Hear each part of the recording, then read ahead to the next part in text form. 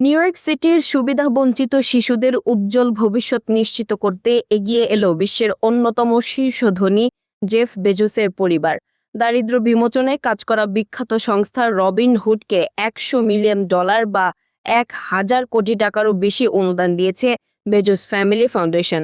মূলত জ্যাকি বেজোসের স্মৃতি রক্ষার্থে এবং শহরের প্রাক প্রাথমিক শিক্ষা ব্যবস্থার আমূল পরিবর্তনে এই অর্থ ব্যয় করা হবে। নিউ ইয়র্কের শিক্ষা ও সমাজসেবামূলক খাতে এটিকে একটি মাইলফলক হিসেবে দেখা হচ্ছে। এই মহতী উদ্যোগের বিস্তারিত নিয়ে থাকছে ইরা হুমায়রা রিপোর্টে।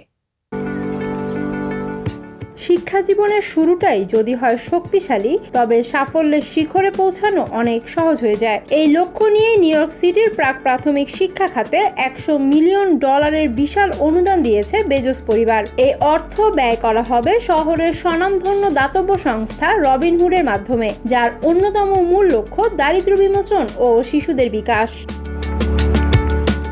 এই অনুদানটি মূলত উৎসর্গ করা হয়েছে জেফ বেজোসের মা জ্যাকি বেজোসের সম্মানে। তিনি এক দশক রবিনহুড সংস্থার বোর্ড মেম্বার হিসেবে কাজ করেছেন। বিশেষ করে শিশুদের প্রাথমিক বিকাশ বা আর্লি চাইল্ডহুড শিক্ষা প্রসারে তার ছিল অনবদ্য ভূমিকা। তার সেই স্বপ্ন ও প্রচেষ্টাকে স্থায়ী রূপ দিতেই তৈরি করা হয়েছে Jackie Bezos endowment for early childhood.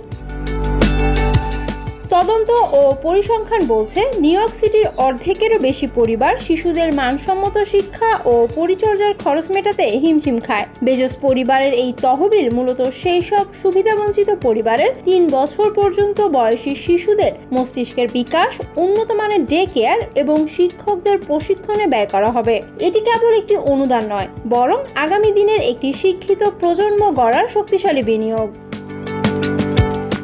Robin Hood সংস্থা জানিয়েছে, এই তহবিলের মাধ্যমে তারা নিউ ইয়র্কের সবচেয়ে দরিদ্র এলাকাগুলোতেও মানসম্মত প্রাক প্রাথমিক শিক্ষা নিশ্চিত করতে পারবে। জেফ বেজোস এবং তার পরিবার দীর্ঘদিন ধরেই বিভিন্ন জনহিতকর কাজে কোটি কোটি ডলার দান করে আসছেন। তবে নিউ ইয়র্কের শিশুদের জন্য দেওয়া এই বিশেষ অনুদান শহরটির শিক্ষা ব্যবস্থায় এক দীর্ঘমেয়াদী ইতিবাচক প্রভাব ফেলবে বলে আশা করছেন সংশ্লিষ্টরা।